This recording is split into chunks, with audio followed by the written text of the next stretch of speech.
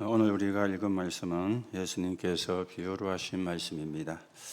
오늘도 우리가 이 말씀을 보면서 어떻게 하는 게 신앙생활을 잘하는 것인가 우리가 확인하고 점검하는 시간이 되셔야 되겠습니다.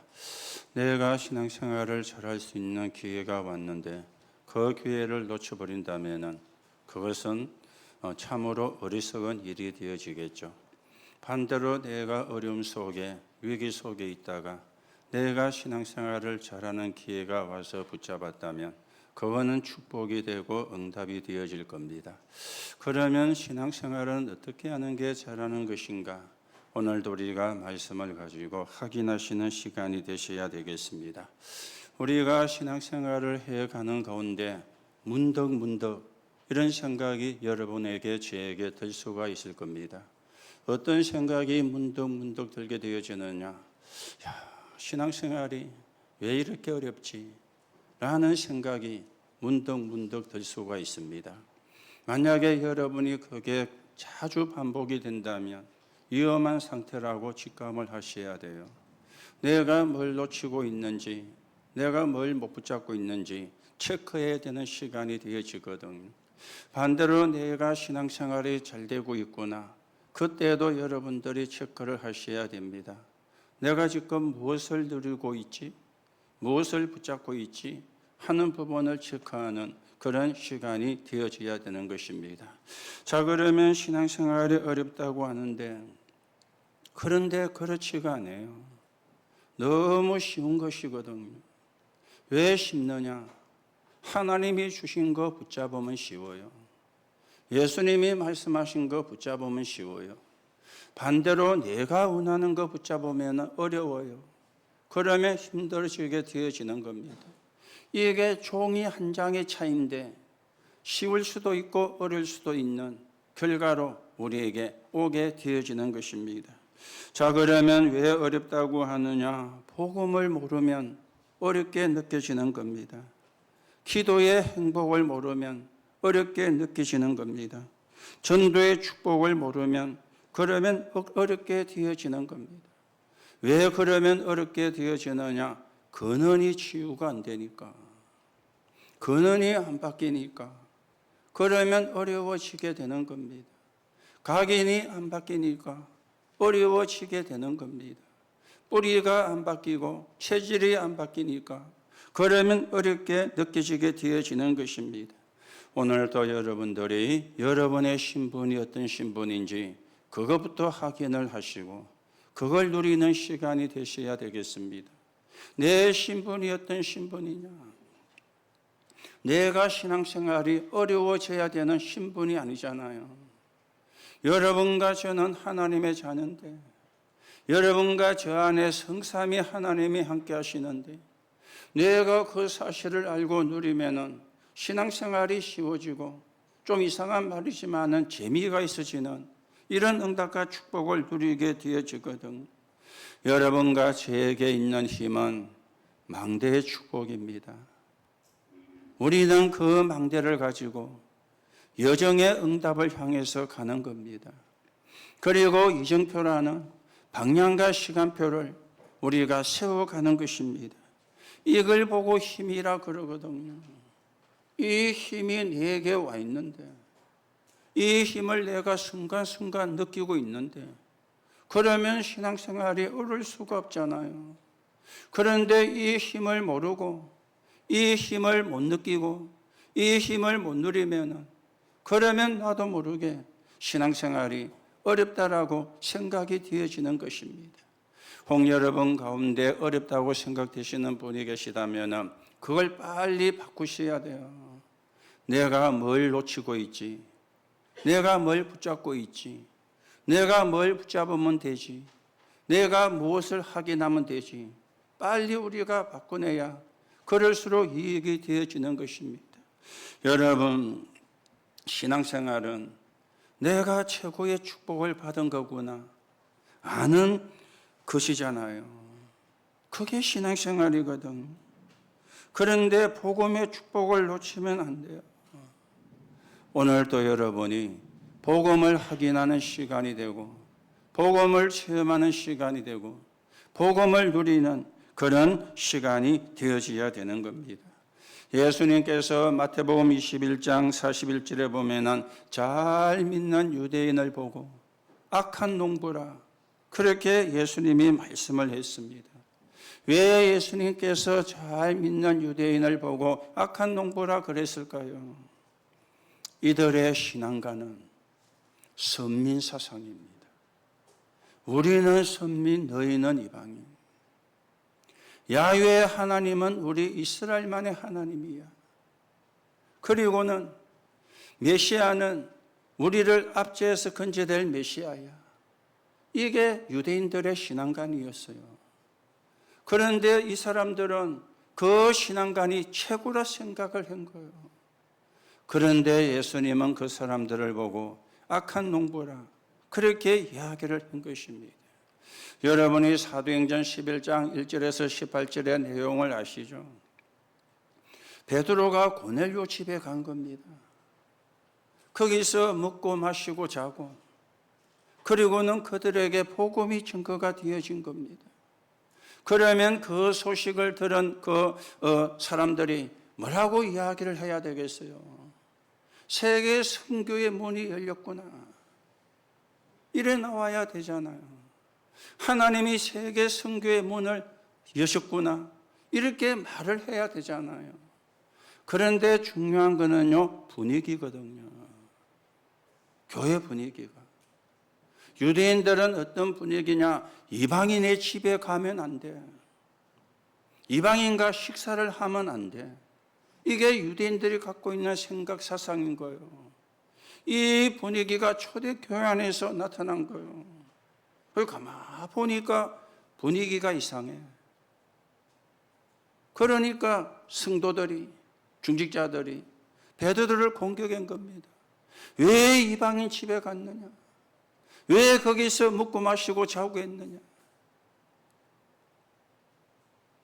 예수님이 보실 때 책망을 받을 수밖에 없는 이야기를 하게 되어진 것이죠.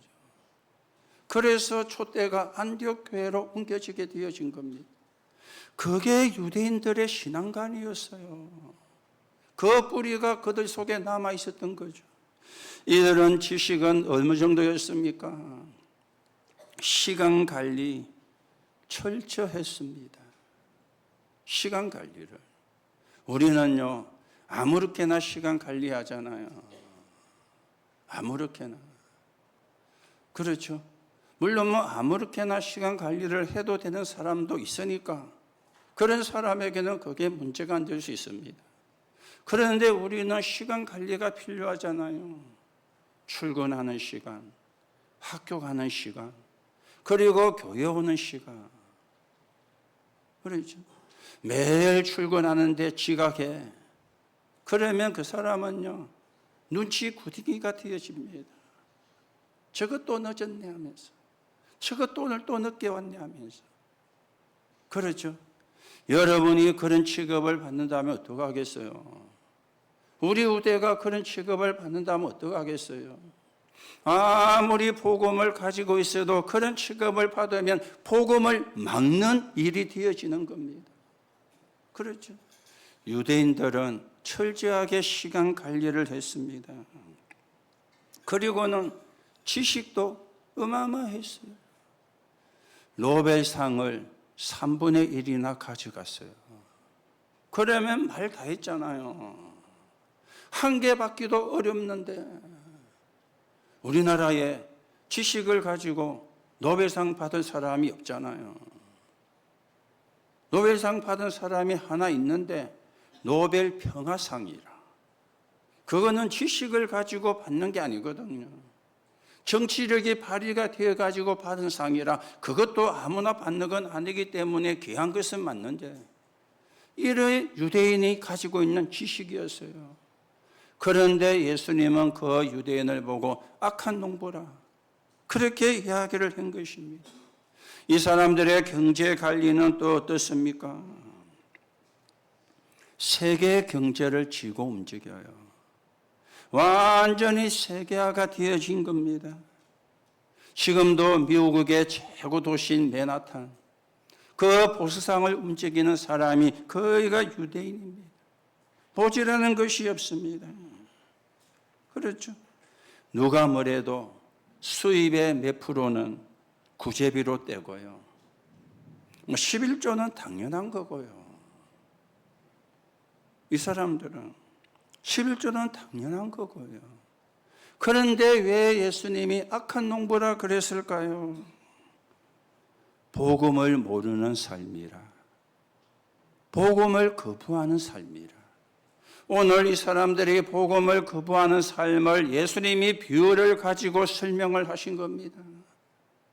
그래서 너희는 악한 농부라. 그렇죠. 하나님을 제일 잘 믿는다고 생각했는데, 하나님을 제일 잘 믿는다고 자처했는데 예수님은 악한 농부라. 복음을 모르고 복음을 거부하고 복음을 막으면 악한 농부가 되어지는 겁니다. 오늘도 여러분이 하나님이 귀하게 보시고 중요하게 보시는 게 뭔가 오늘 말씀을 가지고 확인하시는 시간이 되셔야 되겠습니다. 그렇다면 성도의 삶, 중직자의 삶은 어떤 삶이어야 되느냐? 먼저 내가 복음을 가졌느냐가 중요해요. 그렇죠? 복음을 가졌느냐가 중요해요. 그렇다면 복음을 위해서 사느냐가 중요한 거죠. 복음을 가져야 복음을 위해 살 수가 있지 않습니까? 그렇죠. 그리고 복음을 위해 사는 자를 돕는 삶, 이게 복음 가진 성도, 복음 가진 중직자의 삶이 되어지는 것입니다. 성경에 보니까 보호자 베베, 보호자 역할을 했어요. 동력자 브리스거, 동력자 역할을 했어요. 온 교회 식주인 가이오, 식주인 역할을 한 것입니다. 이걸 할 수 있어야 되고, 이걸 할 수 있는 사람이 중직자요, 성도의 삶이 되어지고, 이게 신앙생활의 진짜 내용이 되어지는 것입니다. 오늘도 여러분들이 하나님의 말씀을 바르게 붙잡고 여러분과 저는 세계보고만 해야 될 사람입니다. 237호촌 종족을 살려야 되는 사람입니다. 그게 우리가 받은 미션인데, 그런데 우리가 신앙생활이 된다 안 된다, 그 수준에 머무르고 있으면 안 되잖아요. 그래서 오늘 또 여러분이 언약을 확인하시면 됩니다. 내가 복음을 가지고 있느냐? 내가 복음을 누리고 있느냐? 내가 복음을 위해 살고 있느냐? 거기서 우리가 답을 찾으시면 돼요. 그러면 역사는 누가 하느냐? 하나님이 하시는 겁니다. 응답은 누가 하느냐? 하나님이 하시는 겁니다. 그래서 오늘 제목이 기회를 놓치지 마라. 왜요? 유대인들은 기회를 다 놓쳐버렸잖아요. 여러 번 기회를 주었는데, 그게 오늘 성경의 말씀이죠. 종을 보냈는데 때리고 죽였다. 또 종을 보냈는데 때리고 능욕하게 보냈다. 또 종을 보냈는데 상하게 하고 내쫓았다. 마지막에는 아들을 보냈는데 그들이 죽이고 그 유산을 우리의 것으로 만들자. 이렇게 이 사람들이 기회를 놓쳐버린 겁니다. 여러분과 저는 오늘 또 기회를 붙잡는 시간이 되고 기회를 회복하는 그런 시간이 되셔야 되는데, 첫 번째로 생각하셔야 되겠죠. 축복의 기회입니다. 대부분 축복을 놓치고 있거든요. 여러분, 한순간에도 영원한 축복이 결정이 돼요. 한순간에도. 내가 언약을 붙잡는 날, 내가 언약을 붙잡는 그 시간, 그 한순간이 영원한 축복으로 결정이 되어지는 겁니다. 유대인 지도자 한 명이 예수가 그리스도인 걸 부인을 했어요. 거기에 최고 대장이 누구냐? 가야바라는 대제사장이었습니다. 이 사람의 장인이 안나스인데, 안나스가 먼저 대제사장을 하고 자기 사이인 가야바에게 대제사장의 자리를 이제 물려준 거예요. 이 사람들이 예수가 그리스도인 걸 거부를 한 거죠. 이 사람들이 예수님이 화를 내신, 예루살렘 성전에서, 이방인의 뜰에서, 기도의 뜰에서, 아이들의 뜰에서 짐승을 검사하고 짐승을 사고 팔고 동전을 환전해 주는 그 일을 지시한 사람들이요. 이들이 예수님이 그리스도인 걸 부인을 한 겁니다. 그러니 백성이 다 따라갈 수밖에 없잖아요. 대제사장이 그러니까. 그래서 백성이 저주와 재앙 속에, 후대가 유랑민이 되는 속에 빠지게 되어진 것입니다. 유대인을 없애려고 하는 생각을 정치인 속에 심어 넣는데 그 사람이 누구냐? 히틀러였습니다. 이 히틀러의 결정이 전 유럽으로 확산이 되어가지고 수많은 유대인이 학살을 당하는 그런 비극이 일어나게 되어진 겁니다. 그래서 지금 이 시간도 언작 잡으면 됩니다. 그러면 역사는 누가 하느냐? 하나님이에요. 지금 이 시간도 저와 여러분의 선택을 바르게 하시면 돼요. 그러면 역사는 하나님이 하시는 겁니다. 그런데요, 대부분의 사람이 불신앙에 빠져가 있어요. 이게 이제 더 문제인 것 있죠. 축복을 받을 언약을 붙잡고 있어야 되는데 불신앙에 빠져 있는 게 이게 더 문제가 되어지는 거잖아요. 하나님의 말씀을 안 믿고, 하나님의 말씀은 믿어도 복음 모르고, 또 복음은 알아도 못 누리고, 거의가 기회를 놓칠 수 있게 되어지는 겁니다. 오늘 여러분 기회를 놓치지 말고요, 기회를 잡으면 돼요. 응답의 기회를 잡으면 돼요. 축복의 기회를 잡으면 되어지는 겁니다. 완벽하게 산 유대인들이 복음 기회를 놓쳤는데 그게 오늘 본문의 말씀이죠. 다시 말합니다. 선지자를 보냈는데 죽이고 때리고, 또 보냈는데 죽이고 때리고, 또 보냈는데 죽이고 때리고, 마지막에는 아들을 보냈는데 그 아들을 때리고 죽이고, 그 아들이 누굽니까? 예수 그리스도 아니십니까? 이걸 지금 예수님이 이 사람들에게 이야기를 하고 있는 것입니다. 마태복음 1장 1절에 보면은 아브라함과 다윗의 자손 예수 그리스도의 세계라, 이렇게 마태복음이 시작이 되어집니다. 다윗의 후손으로, 아브라함의 후손으로 오셨다, 그 말이 되어지는 거죠. 아브라함의 후손과 다윗의 후손으로 왔지만 그때 오신 게 아닙니다. 이미 창조 이전부터 계셨습니다. 창세기 1장 26절 27절에 우리가 우리의 형상대로 사람을 창조하되, 무슨 말이죠? 영세전 그리스도를 몰란 거예요. 영세전 그리스도를 못 깨달은 거예요. 그래서 유대인은 기회를 놓쳐버린 겁니다. 요한복음 1장 14절에 보니까 성육신해 가지고 오셨는데 왕의 아들로, 왕궁이 아닌 목수의 아들로 와서, 그것도 태어난 곳이 마국간이라, 그러니 착각을 한 겁니다. 어떻게 저런 사람이 메시아가 될 수가 있느냐? 어떻게 저런 사람이 그리스도가 될 수가 있느냐? 착각을 한 것입니다. 유대인들은 착각을 했지만 예수님은 성육신 하셔서 하나님의 계획을 완성을 하신 것입니다. 그리고 부활하셔서 지금도 우리와 함께 계십니다. 그 이름으로 기도하면 하나님이 응답하시고, 그 이름의 권세를 사용하면 흑암의 권세는 무너지는 겁니다. 지금도 우리와 성령으로 함께 하시기 때문에. 그리고는 재림주로 어디 멀리 여행 갔다가 오시는 분이 아니라 우리와 늘 함께 하시다가 재림주로 오시는 겁니다. 성삼위 하나님으로 함께, 위드와 임마누엘과 원내서, 여러분이 이 재림주로 오시는 이 말씀이 믿어져야 위드와 임마누엘과 원내서란 말도 믿어져요. 우리는 그냥 위더 임마누엘 원네스라는데 그게 무슨 이야기하는 겁니까? 지금도 우리와 함께하고 계신다 그 말이잖아요. 그래서 위더 아닙니까? 그래서 임마누엘 아닙니까? 그래서 모든 것 아닙니까? 이게 내게 시스템이 되게 만들어라.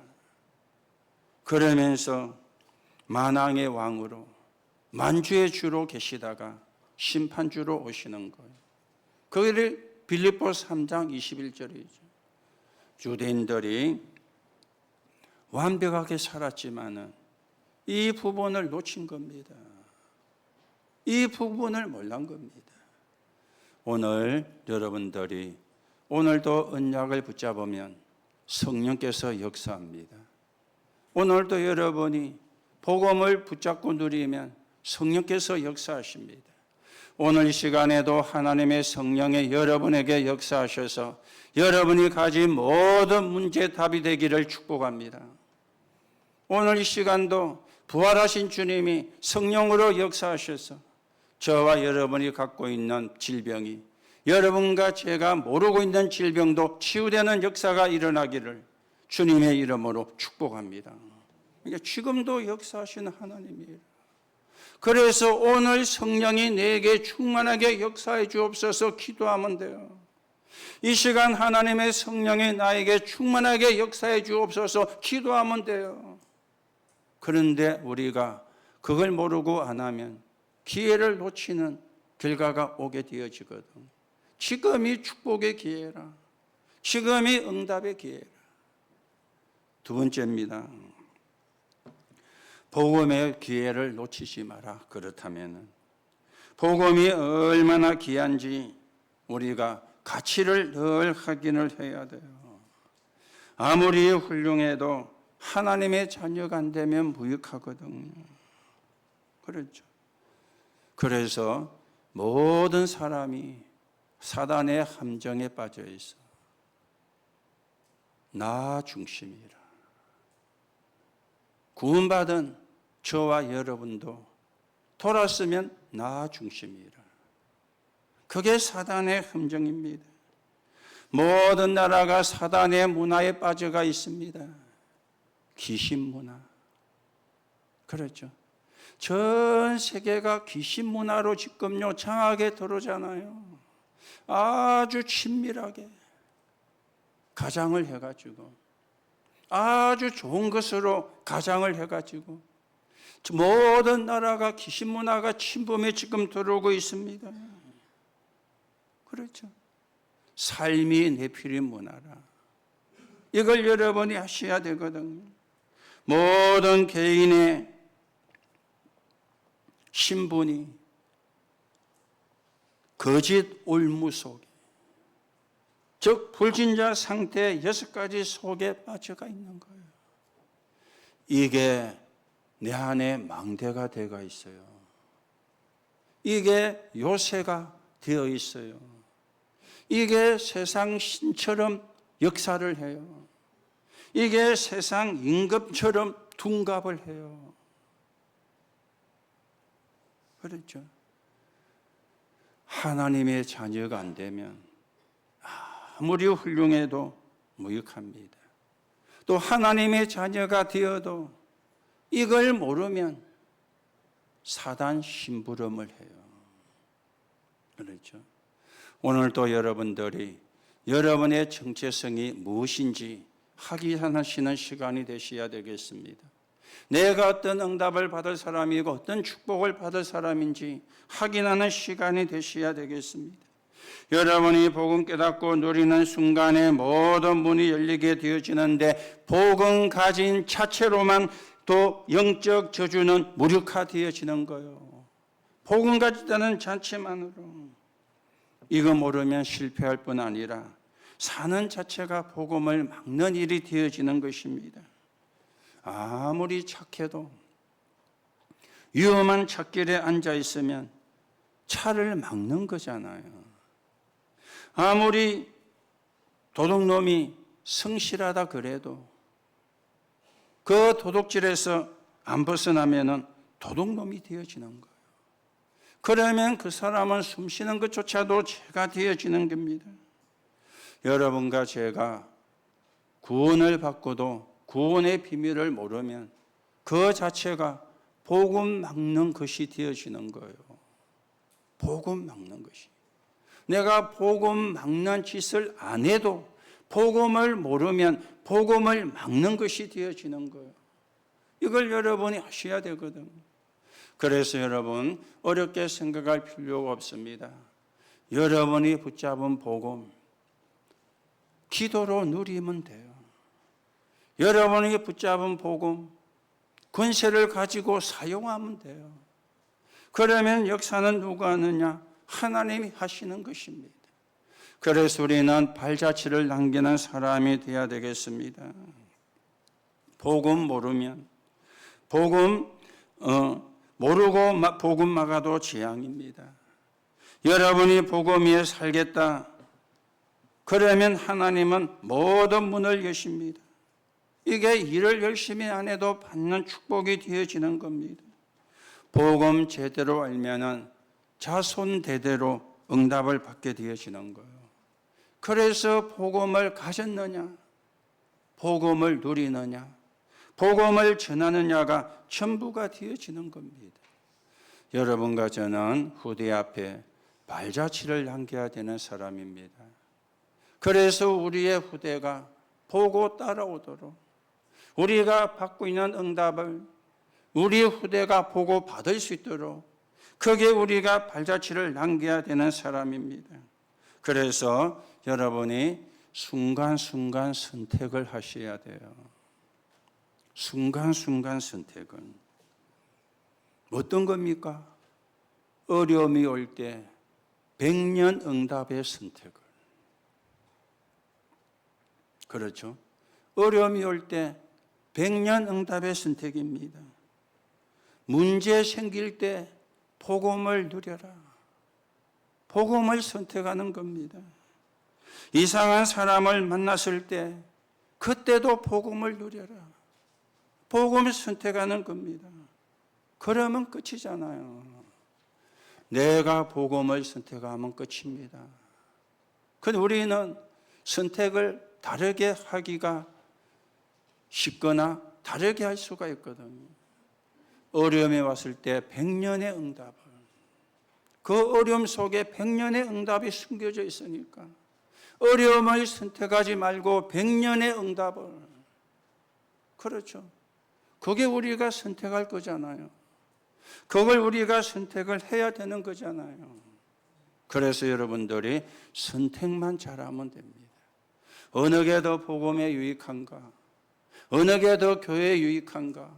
어느 게 더 전도와 선교에 유익한가? 선택만 잘하면 돼요. 그러면 응답은 하나님이 하시게 되어 있는 겁니다. 그 발자취를 우리가 남기는 거예요. 그 발자취를 보고 후대가 따라올 수 있도록 우리가 발자취를 남기는 거예요. 거기에 하나님이 여러분을 주역으로 부른 겁니다. 거기에 하나님이 여러분을 주역으로 사용하시려고 하시는 겁니다. 오늘도 여러분들이 하나님의 계획이 뭔가를 바르게 확인하시고 여러분들이 하나님이 원하시는 응답과 축복의 주역으로 서고 발자취를 남기는 그런 증인의 길을 걸어가셔야 되겠습니다. 자, 그러면 세 번째입니다. 복음을 위해서 산 결과가 있습니다. 먼저 족장 시대에 대표가 누굽니까? 아브라함이었잖아요. 아브라함이 복음을 위해 살았는데 그걸 깨닫기 전에는 실수도 많이 했어요.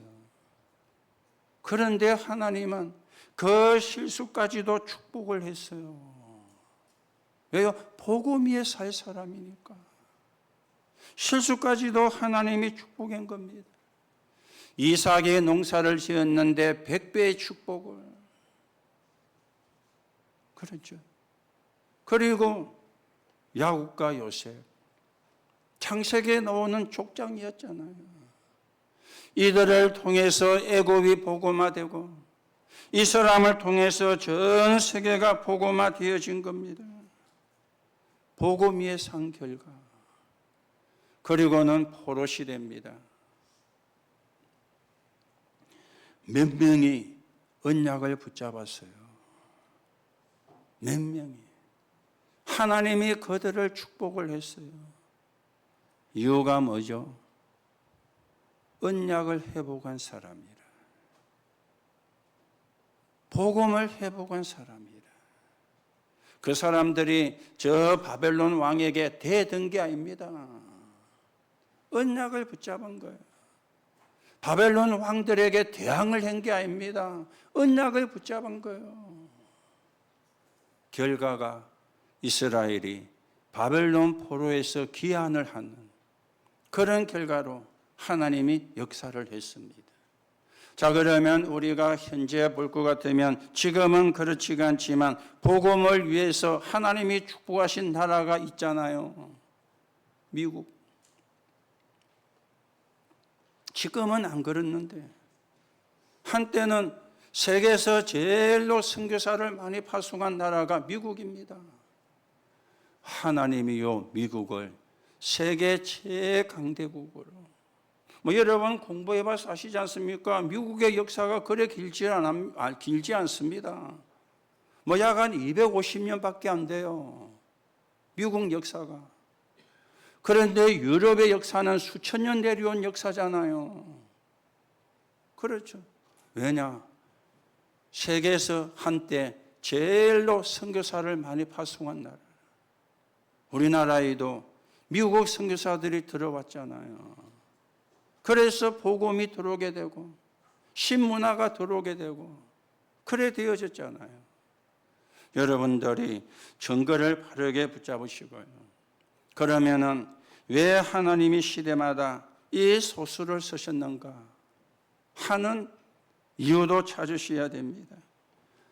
로마 강대국이 후대에게 남긴 것은 전쟁입니다. 전쟁을 남겼어요. 유대인들이 후대에게 남긴 것은 유랑민을 남겼어요. 참 소수의 사람들이 남긴 게 세계 복음화입니다. 그렇죠. 언약을 붙잡고 세계 복음화인 거예요. 그래서 하나님이 소수를 쓰셨고 하나님이 소수를 축복을 하신 겁니다. 여러분 속지 마시고요. 복음을 위해서 한 것도 반드시 결과가 있습니다. 그리고 복음을 위해 안 산 것도 반드시 결과가 있습니다. 그냥 지나가지 않습니다.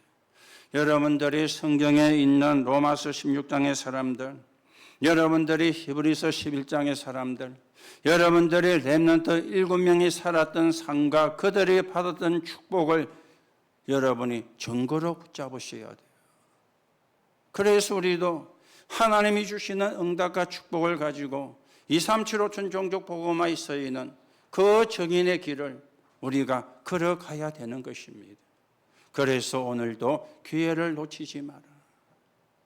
오늘도 내가 기회를 붙잡나. 언약 붙잡으면 됩니다. 복음 붙잡으면 됩니다. 복음 누리면 됩니다. 하나님 내가 이 복음을 전하는 증인으로 서게 성령으로 역사해 주옵소서. 그 언약 붙잡으면 돼요. 그 시간에 흑암이 무너지는 거예요. 그 시간에 재앙이 결박되는 거예요. 여러분이 언약을 붙잡는 그 시간에 하나님의 치유의 역사도 일어날 겁니다. 언약 붙잡으면은 그렇죠. 역사는 하나님이 하셔야 되니까. 여러분 주인이란 말 아시죠? 주인이란 뜻은 여러 가지로 설명할 수 있지만 내 마음대로 할 수 있다는 게 주인이란 뜻이거든요. 여러분과 저는 내 마음대로 할 수가 없잖아요. 내 마음대로 할 수 있는 거는 몇 가지 있습니다. 신경질 내는 거. 그건 내 마음대로 할 수 있어요. 팍 내보고. 짜증 내는 거. 그건 내 마음대로 할 수 있습니다. 그렇죠. 그런데 내 마음대로 할 수 있는 게 몇 개 있는데 그거는 추한 거잖아요. 그렇죠. 저 집사람이 늘 저보고 성질 더럽다고. 제가 봐도 좀 더러워요. 그래 제가 안 하려고 각인 뿌리 체질된 거 이거 이제 바꿔달라고 계속 기도하는데 나도 모르게 툭 나쁘는 거죠. 할라 해서 노는 게 아니고 그냥 각인 뿌리 체질대가 있다 보니까 그렇죠. 내 마음대로 할 수 있는 거는 진짜 중요한 거는 내 마음대로 못 합니다. 그래서 내가 주인이 아니고 하나님이 주인 되도록 내가 주인이 아니고 그리스도가 주인 되도록 늘 여러분이 생각을 하셔야 됩니다.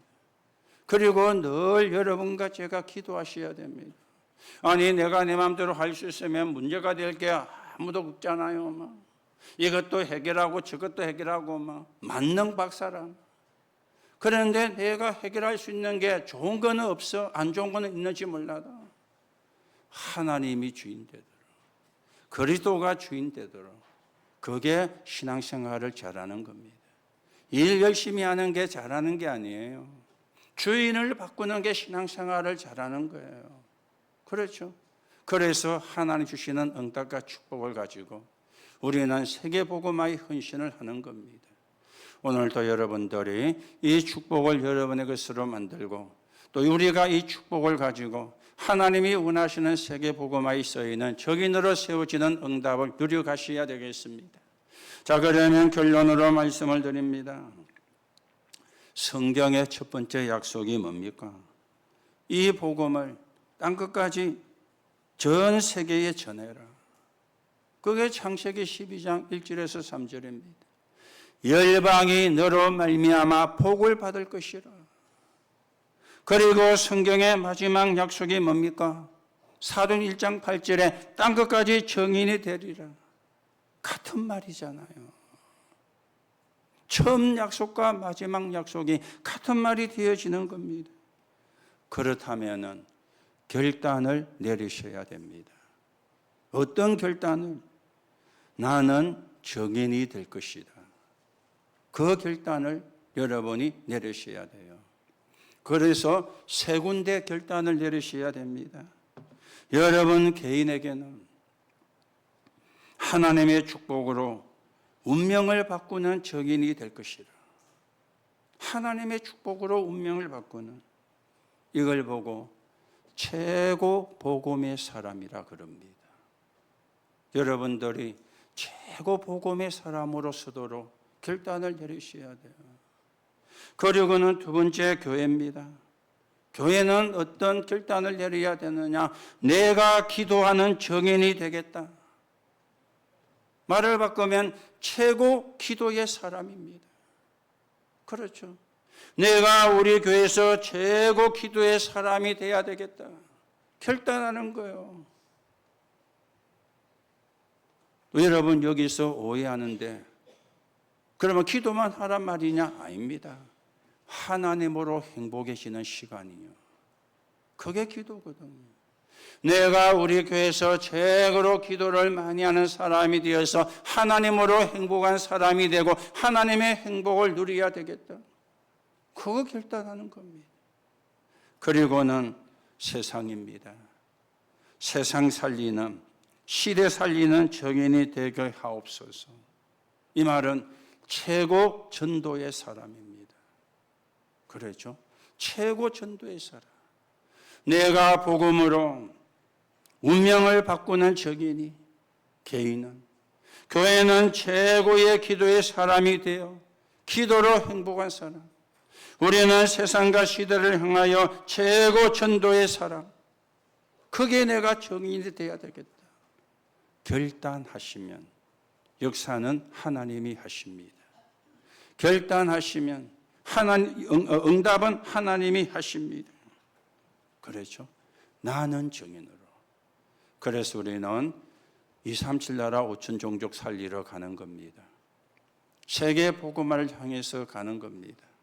나아가 죽게는 내가 살고 있는 지역에 한 지역에 복음 전하는 정인으로 여러분과 제가 세워지는 것입니다. 그래서 여러분들이 237과 5천 종족을 놓고 계속 기도하면 놀라운 응답을 하나님이 주실 겁니다. 우리는 그 응답을 받으셔야 돼요.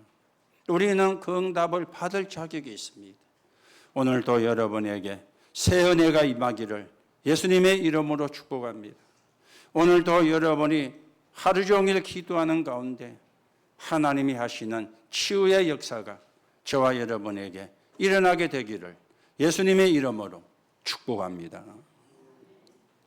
남은 시간도 새 힘을, 새 은혜를 확인하는 시간 되시기를 축복합니다. 하나님 은혜를 감사합니다. 우리에게 기회를 주신 하나님께 감사를 드립니다. 오늘도 복음을 회복하고 복음을 누리게 하시고 이 복음이 증거되는 곳에 증인으로 있게 하시되 최고 복음의 사람, 최고 기도의 사람, 최고 전도의 사람으로 서도록 우리가 결단합니다. 성령으로 역사해 주옵시고 우리의 결단을 통해서 하나님이 최고로 영광을 받으시고 237 나라 5천 종족을 살리는 문이 열리는 시간이 되게 성령으로 역사해 주옵소서. 그리스도이신 예수님의 이름으로 기도하옵나이다. 아멘.